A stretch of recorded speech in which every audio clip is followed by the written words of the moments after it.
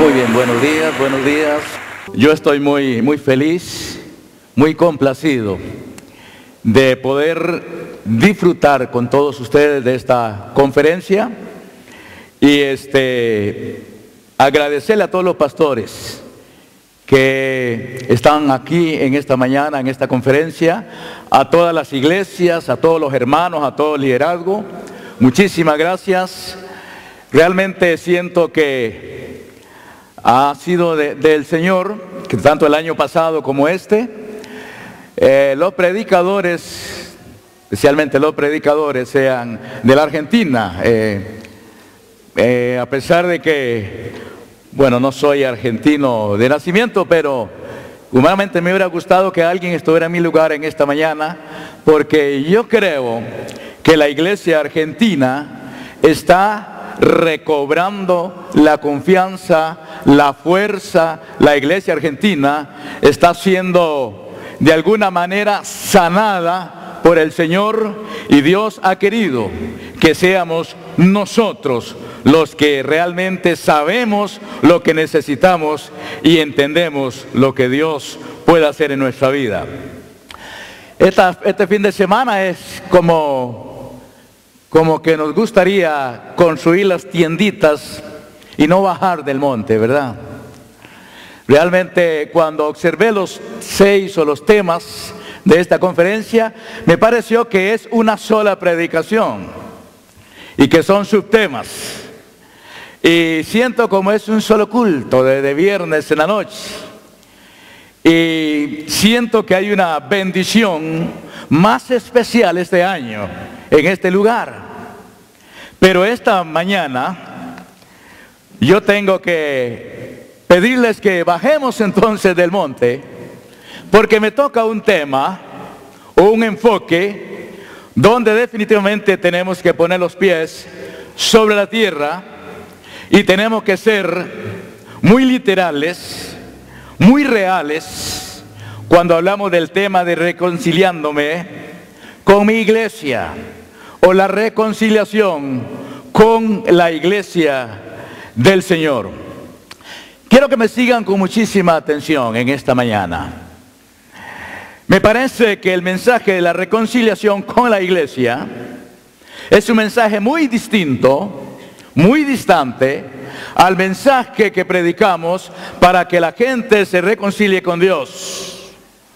Esta mañana vamos a enfocarnos a nosotros mismos, a la iglesia, a las congregaciones, a los cristianos, y es un mensaje que la iglesia debe de escuchar y debemos de entenderlo mejor, porque definitivamente es triste ver cómo muchas veces no hemos mirado la urgencia que tenemos de la reconciliación entre nosotros mismos. Jesucristo dice en Mateo 5:9, bienaventurados los pacificadores, porque ellos serán llamados hijos de Dios. Jesucristo dice en Mateo 18:15, cuando tu hermano peca contra ti, cuando te sientes ofendido con el hermano, sea ofendido o ofensor, ve con él a solas, ve con él aparte. Hay instrucciones en la Biblia para todo, para cómo orar, cómo servir. Hay instrucciones como evitar llegar a tener que buscar una reconciliación entre nosotros. Y Jesucristo está dando la indicación: si siente que se han ofendido, busca un lugar aparte, tú y él a solas.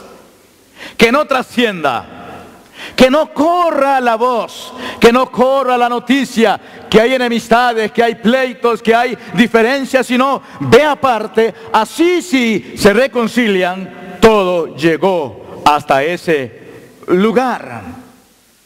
Posiblemente esta mañana la persona que está a su alrededor puede contarle que está lastimado. Posiblemente en esta mañana los que estamos aquí también hemos pasado por ser ofendidos, ser lastimados, ser dolidos en alguna oportunidad. Y si pensamos en términos generales, si hoy nos salimos a las comunidades, si nos salimos a la sociedad, vamos a tener que llegar a una conclusión que la falta de reconciliación viene siendo como un problema de salud pública, donde por todo lugar que vayamos hay gente resentida, ofendida y que necesita reconciliarse, sea con su familia, con su relación más significativa, con la iglesia, con el ministerio, con muchas otras áreas en su vida. ¿Será que como iglesia hemos sufrido esa rotura? ¿Será que como iglesia hemos olvidado que uno de los aspectos más importantes entre nosotros son las sanas relaciones? ¿Será que hay hermanos en la fe en esta mañana, en este lugar, que sienten que se les ha maltratado en el camino, que sienten que se les ha tratado injustamente?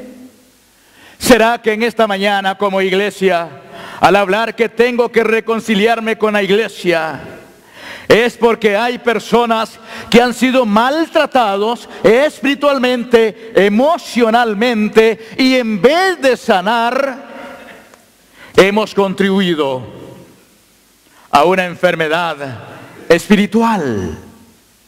¿Será que hemos pasado por alto los principios por los cuales oramos, por los cuales predicamos, como el principio del amor, el principio de la armonía, el principio del perdón, el principio de la humildad, el principio de la paz de Dios? ¿Será que algunos de ustedes todavía en esta mañana sangra su herida por una división en el pasado, por alguna situación que en su momento no solamente le hirió, sino que el cuerpo de Cristo, la iglesia, fue segregada? Y como dice el libro de Zacarías, fui herido en casa de mis amigos. Muchos hoy somos testigos de muchas cosas que han pasado en la iglesia, en el cuerpo de Cristo. Muchos hoy saben en su conciencia que hay que arreglar algo. Saben que no es posible esconder ni dejar en el silencio ni en el olvido, porque de una u de otra manera Dios nos llama a la reconciliación los unos con los otros como iglesia. Y como dije, tengo que ser muy literal en esto. ¿Cuántas familias resentidas con una iglesia? ¿Cuántos hijos de pastores no quieren nada con el ministerio por una situación con una familia o con una iglesia? ¿Cuántos pastores, por más que se esfuercen, no avanzan en su ministerio porque necesitan reconciliarse con la iglesia? ¿Cuántas personas, por más activos que sean, hay una herida que no pueden cubrir y que no pueden sanar hasta que volvamos a la iglesia buscando la reconciliación? Muchas veces no fue necesario palabras, no fue necesario hechos, solamente actitudes negativas empezaron a friccionar la relación, creando discordias, resentimientos, rencores. Espiritualmente débil, obstruyendo la vida espiritual, la vida ministerial, la vida en el liderazgo. Y yo me pregunto en esta mañana, ¿por qué la gente se va de las iglesias? Curiosamente, por lo general no se van porque hay una doctrina no tan buena. No les importa a muchos si la doctrina no es buena, se quedan. ¿Por qué se van? Puede ser que administrativamente la iglesia no está bien, pero a la gente no le interesa mucho eso, se queda, no importa que administrativamente esté mal. La gente se va porque se pelean los unos a los otros y es la razón menos indicada para que alguien se vaya de una congregación. Mientras tanto, miles gritan. Mientras tanto, miles se pierden. Mientras tanto, el vecindario de ese edificio donde nos reunimos no conoce a Jesús. Un hermano ofendido, Proverbios 18 y 19, un hermano ofendido es más tenaz que una ciudad fuerte. Es capaz de destruirse y de destruir. Este pensador, filósofo, Bertrand Russell, siglo XX, él escribió, él hizo un libro, un ensayo, titulado ¿Por qué no soy cristiano? Y hoy circula este libro. ¿Por qué no soy cristiano? Este hombre, entre todo lo que escribe, resume diciendo, porque he visto que el cristianismo no tiene coherencia con el amor que dicen que se profesan. Los primeros años de la iglesia cristiana fue perseguida, fue maltratada, pero de afuera. La persecución venía de afuera. El maltrato venía de afuera. Pero qué triste que permitimos después que la persecución y el maltrato sea de adentro. Santiago claramente pregunta, ¿de dónde vienen los pleitos y las guerras? Y él mismo responde, de entre nosotros mismos. En una guerra, cuando hieren a un soldado, hasta donde entiendo, el principio es cuidarlo, protegerlo, ayudarlo. Pero alguien por allí hizo famosa una frase, que el único ejército que mata a sus heridos. Tristemente, tenemos que aceptarlo de alguna manera. Esta famosa historia, puede ser que ya la han escuchado más de una vez, de estas dos familias en un lugar de los Estados Unidos. Dos familias que se congregaban en un mismo lugar. Familias lindas. Vivían en su campo, en su chacra, digamos. Cada familia tenía sus animalitos para sí mismos. La discordia empezó cuando cuando tuvieron chanchitos nuevos. Un chanchito pequeñito, eso tan lindo como, se pasó de lugar y se confundió con nosotros.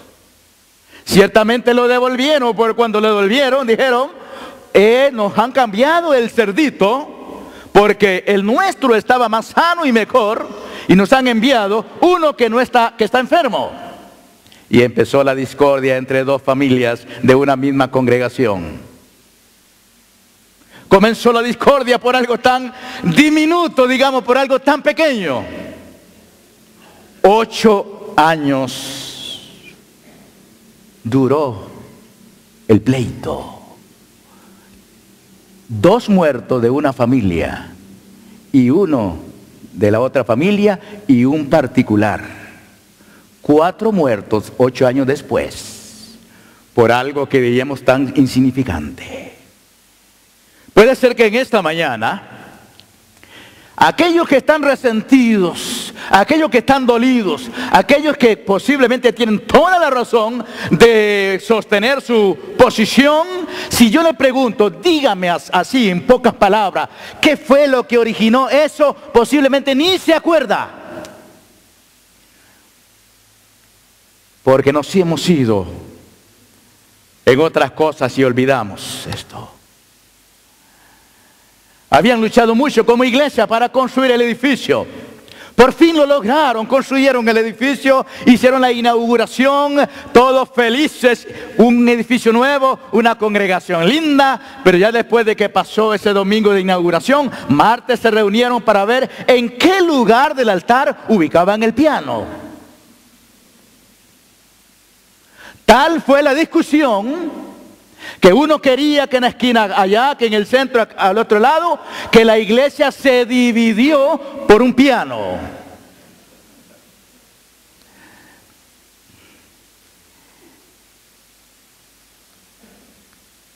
A veces tenemos que reconciliarnos con la iglesia porque pasó de menos a más y por último ya no nos queda otro camino que reconocer que definitivamente tenemos que reconciliarnos con la iglesia. Yo quisiera invitarle que vamos al primer libro de la Biblia, no les cuesta llegar, ¿verdad? Génesis. Y vamos a ocupar los minutos que tengo en esta mañana para compartir con usted este tema de reconciliándonos con la iglesia. El libro de Génesis es como el libro de las reconciliaciones. Tenemos la reconciliación de Abraham con Lot en algún momento, la reconciliación de José con sus hermanos, pero también tenemos una de las reconciliaciones que traen grandes lecciones para siempre, y es la reconciliación de Jacob y Esaú. Puede abrir la Biblia a partir del capítulo 25, y solamente vamos a tenerlo allí para consultarlo, porque teníamos que leer unos 8 o 9 capítulos para entender realmente lo que está pasando. En la historia de Jacob y Esaú, una historia de reconciliación. Aquí tenemos un ejemplo real de lo que es una ofensa real y de lo que es una reconciliación real, verdadera. Aquí en el capítulo 25, verso 20, comienza la historia de aquella pareja que ha servido de inspiración para muchos, Isaac y Rebeca. Después que ya estaban como esposos, se enteraron que Rebeca era estéril. Entonces oró a Dios y Dios le respondió más de la cuenta, porque en el vientre de ella no era uno, sino dos. Había gemelos dentro de ella. Verso 20 en adelante, ustedes lo pueden estar consultando. Pidió a Dios ese hijo y le dio dos. Pero ¿qué sucedió? Desde el mismo vientre, aquellos dos hermanos ya comenzaban de alguna manera a pelearse dentro de ella. Y entonces le dice ella orando al Señor: ¿qué pasa aquí? ¿Qué está sucediendo? Y Dios le dice: no, una buena noticia. Dentro de tu vientre hay dos naciones que están luchando, buscando el primer lugar, y tiene que darse cuenta que la mayor va a tener que servir a la menor, y sería una discordia de allí en adelante. Entonces, después que nacieron, inclusive, cuando salió el primero, el otro le tenía agarrado el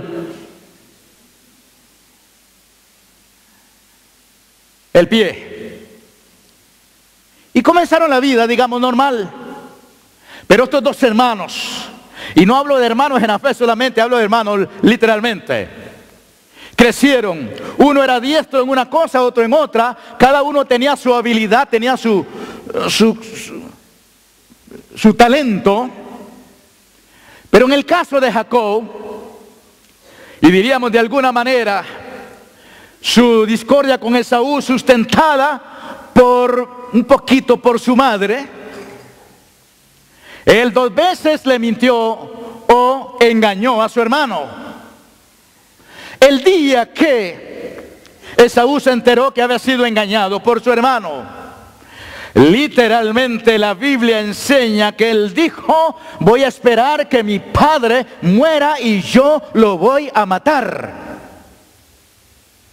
No es nada nuevo. Nadie sabe lo que es capaz de hacer si no frena en el camino una discordia. Nadie sabe cuánto le puede costar si no atiende la reconciliación. Nadie sabe cuánto tiempo va a durar si no hace un alto en su camino. Entonces, cuando Jacob se enteró que su hermano estaba enojado y que inclusive quería quitarle la vida, conocemos la historia, cómo entonces su madre le dijo: Jacob, vamos a hacer un trato. Ahora yo quiero que te vayas allá. Tengo un hermano que vive en tal lugar, se llama Labán. Vaya allá y se queda hasta que se le pase el enojo a Esaú. Yo le mando una carta cuando se le pasa el enojo. Yo le mando un correo electrónico diciéndole cuando se le terminó el enojo, entonces para que se regrese. Pero lo que menos entendían es que el tiempo no arregla las cosas muchas veces. El esperar que se le pase el enojo no arregla las cosas muchas veces. Pasaron 2 décadas. Y Jacob tuvo que vivir las experiencias más difíciles, más amargas, más duras de su vida, errante por el desierto, sin paz, sin la bendición de Dios, con la conciencia que le acusaba a cada instante que ofendió o estaba ofendido, y él tuvo que transitar por la vida por muchos años, sufriendo la autoculpa de haber hecho algo malo. Le tocó vivir esas experiencias tan difíciles. Supongo que padecía de temores nocturnos. Le asaltaban dudas acerca de Dios. La desconfianza, el desánimo personal y el corazón que le reprendía día a día lo que estaba sucediendo. Aquel resentimiento que fue apoderándose de él de alguna manera, que comenzó a perder el sueño, comenzó a perder la felicidad, comenzó a perder su autoestima, autoconcepto, autoconfianza. Comenzó a darse cuenta que difícilmente no podía continuar así, que el resentimiento, que el dolor no solamente le quita el apetito, sino que es como un veneno que entra al alma y es como caer a un pantano que entre más lucha para salir, más se hunde. No hay otro camino, como Dios ha hecho en esta conferencia, reconciliación. Por esa razón, esta historia tiene que de alguna manera hablarnos, de alguna manera llevarnos a ser libres, a liberarnos, a dejar la carga del pasado ya, a arreglarnos, a buscar esa reconciliación. Entonces pasaron los años, por fin la iniciativa otra vez la tomó Dios. Hoy le amamos a Él porque Él nos amó primero. Alguien dijo: a mí nadie me evangelizó, a mí nadie me habló de Jesús, yo solo vine a Jesús. Se le olvidó que el Espíritu Santo le habló en la montaña donde estaba. Dios siempre toma la iniciativa, y cuando el hombre le atiende, el Señor le dijo a Jacob: estaré contigo. Entonces, capítulo 32, vamos a saltar un poco, capítulo 32, versículo 1, dice: Jacob siguió su camino y le salieron al encuentro ángeles de Dios. Qué bueno es el Señor. Qué bueno es el Señor. Dios intervino, hizo que viniesen ángeles que pudieran decirle a Jacob: debe de regresar, haga planes, organice, tiene que regresar en busca de su familia, en busca de Esaú, tiene que reconciliarse. Dios le apareció a través de estos ángeles diciéndole: decida reconciliarse, porque así como continúa, se autodestruye y destruye todo lo que Dios haya podido dártele. Dios le abrió los ojos a Jacob y él emprendió el camino de la reconciliación, que es lo que en esta mañana posiblemente algunos de nosotros tenemos que hacer: comenzar, iniciar, emprender el camino de la reconciliación.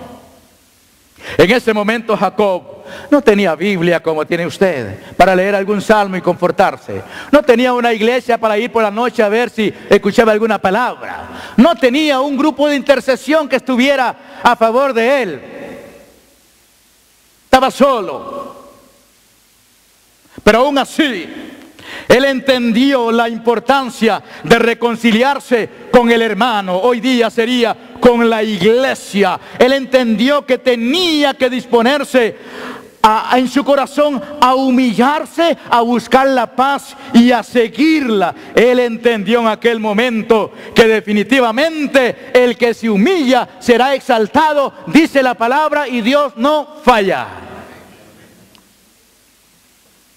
Jacob inició el camino de reconciliación mostrando una buena voluntad.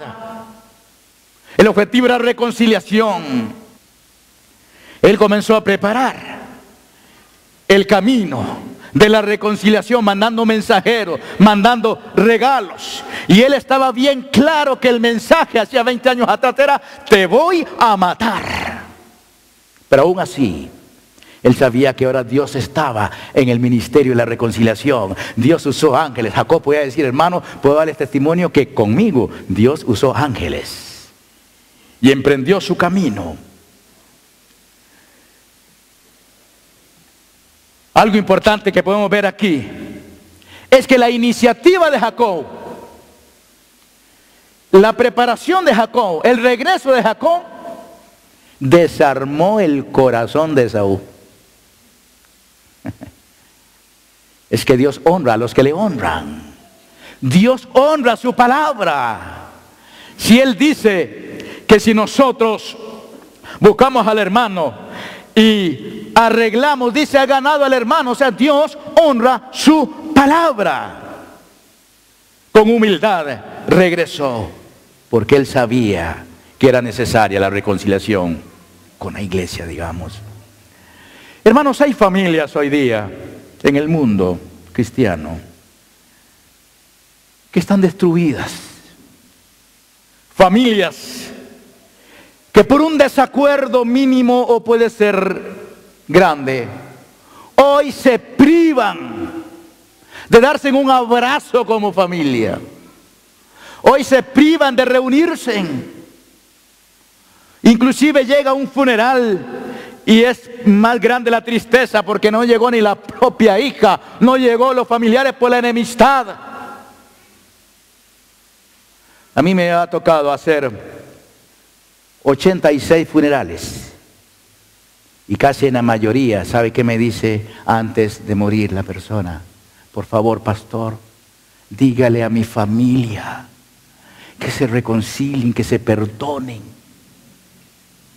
En esta mañana, muchas familias viven destrozadas por un malentendido, por un mal negocio, por alguna decisión que les superó y están perdiendo la dicha de lo más grande que hoy existe, que es la familia. No disfrutan sus parientes, no disfrutan sus hermanos, sus hermanas, sus nietos, no disfrutan.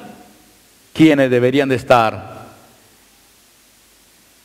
en primer lugar? Puede ser que alguien diga: le perdono si me pide perdón. Pero en este caso, podemos ver cómo Jacob no se quedó allá esperando que su hermano hiciera algo. ¿Quién tiene que tomar la iniciativa? ¿Quién tiene que dar el primer paso? ¿Quién debe de hacerlo? ¿Quién? La lectura dijo esta mañana, cuando vengas a presentar tu ofrenda y allí te acuerdas que tu hermano tiene algo contra ti, deja la ofrenda y vaya. Entre tanto, en el camino, reconcíliate, luego venga y continúe con la ofrenda. Aquí no es el asunto quién tiene que tomar la iniciativa. La iniciativa de los dos lados debe de ser tanto el ofendido como el que ofendió. Así lo enseña la Biblia. Y si queremos un ejemplo, el más ofendido es el Señor. Sin embargo, Él, cuando venimos aquí le decimos, Señor, te alabo, bendíceme, Él baja con su presencia y nos bendice. Él toma la iniciativa. Fue como aquel encuentro de Lucas 15, cuando el pródigo se levantó y venía ensayando la oración, como decir, Padre, pecado contra el cielo, contra ti no merezco que me llamen nada. Y comenzó una y otra vez, en eso ve el Padre allá y comienza a correr. El Padre tomó la iniciativa. Él era el ofendido. Corrió, lo abrazó, ni le dejó terminar la oración, le cubrió la boca y le abrazó, le besó, hizo una fiesta. Dios tomó la iniciativa. Tanto el ofensor como el ofendido debemos de tomar la iniciativa, porque al final de cuentas Dios es el ofendido. Saulo, Saulo, ¿por qué me persigues? Por eso es importante que nosotros hoy pensemos muy bien en esto. En el capítulo 32, ya vamos en la recta final, capítulo 32, verso 9. Y dijo Jacob, Dios de mi padre Abraham, Dios de mi padre Isaac, Jehová, que me dijiste, vuelve a tu tierra y a tu parentela, y yo te haré bien.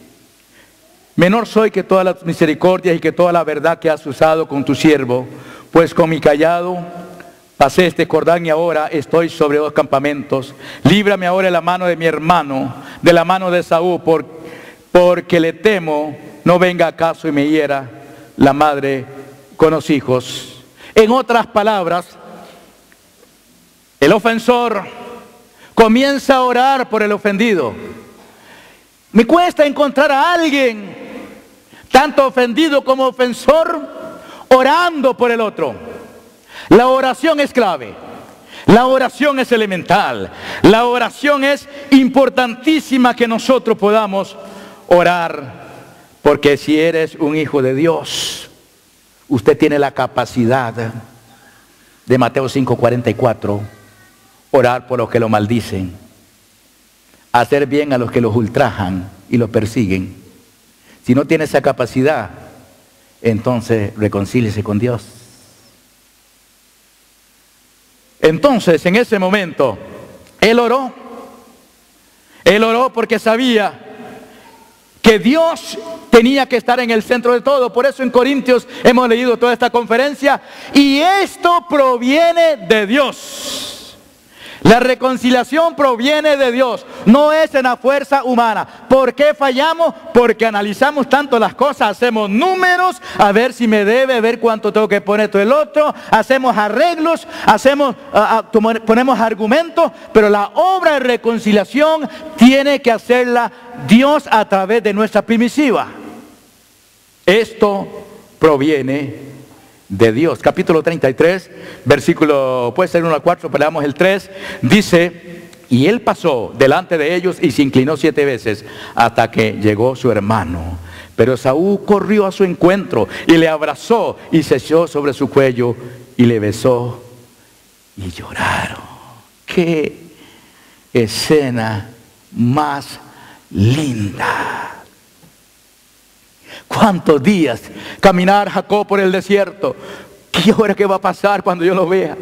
Con su familia, con sus ganados, avanzando con una sola meta, con un solo propósito en el corazón. Reconciliación, reconciliación. Avanzaba, caminaba, de repente ve a su hermano a la distancia. Y Jacob con su familia avanza. Y lo primero que hace, número uno, se tira a la tierra. Un signo de humildad, de reconocer. Se levanta y sigue avanzando Esaú. Y se avanza Jacob y otra vez se inclina a la tierra. 7 veces se inclinó a la tierra diciendo: quiero hacer lo que Dios pide. La humildad. Que no me gane el orgullo. Que no me gane la vanagloria. Que no me gane mi propio ego.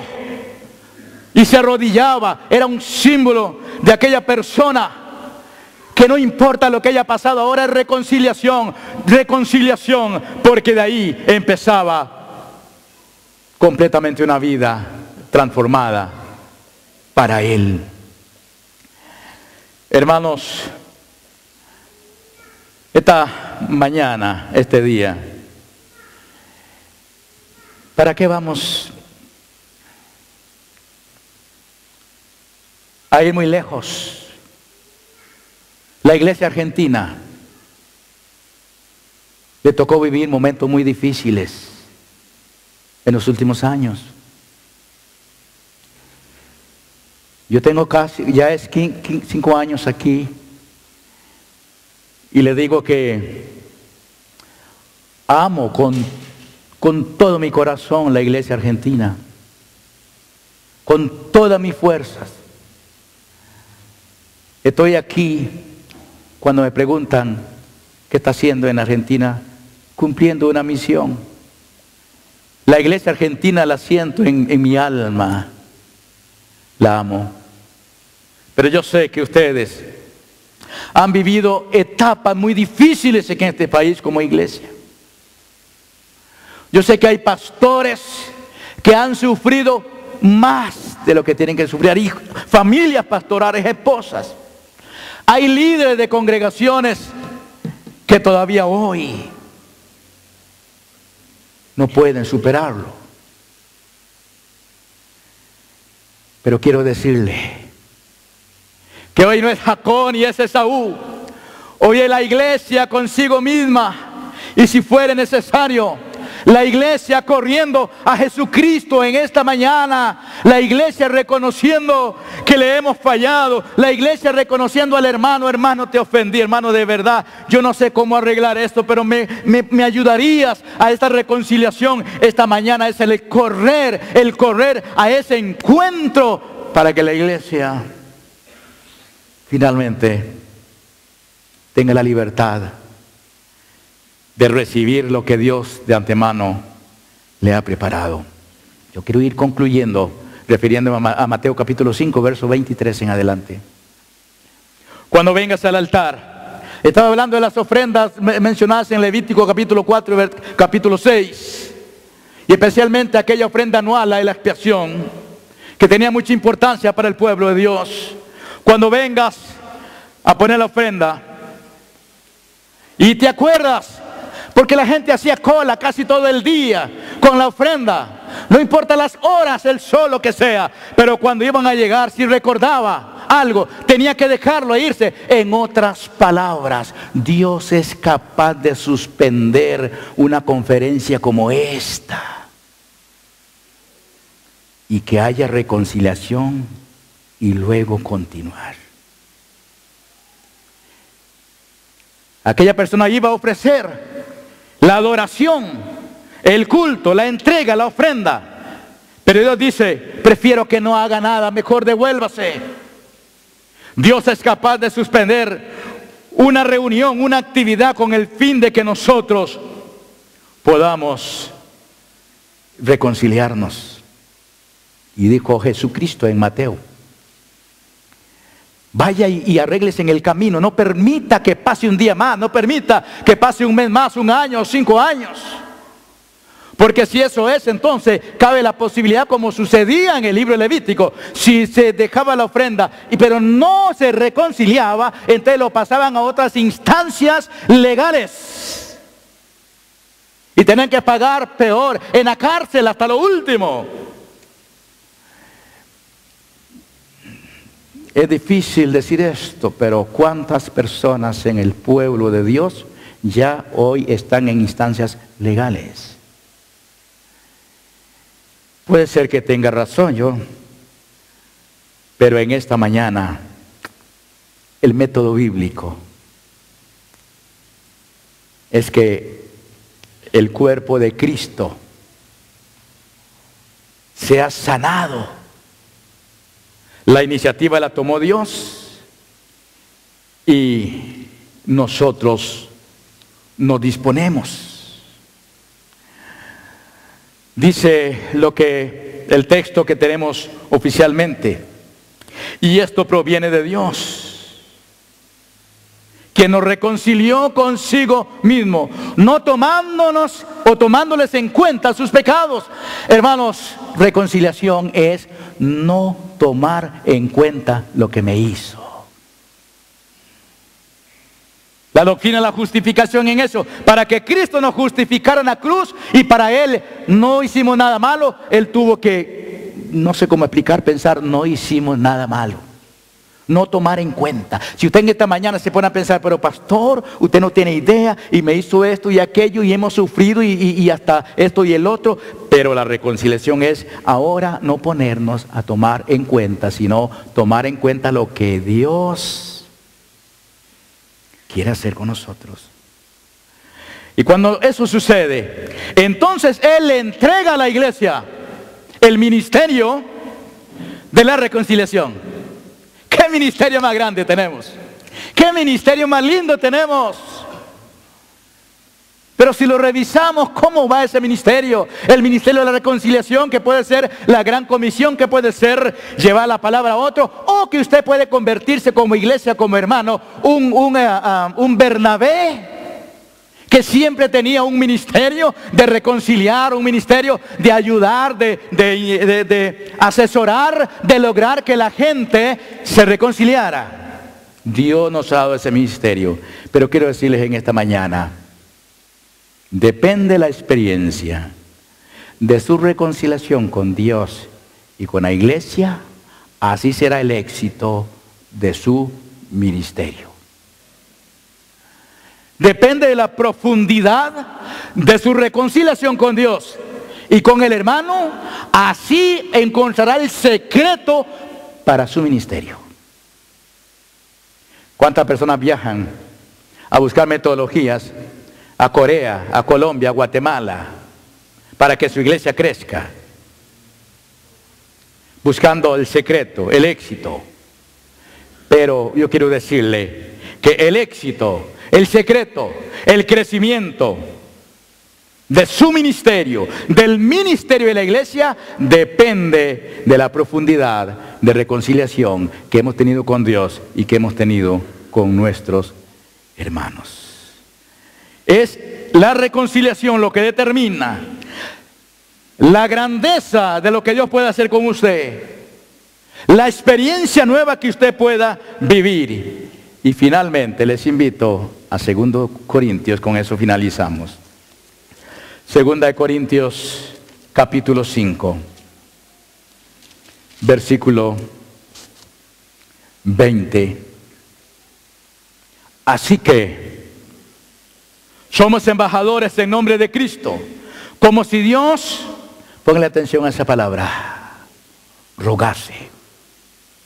Dios rogando.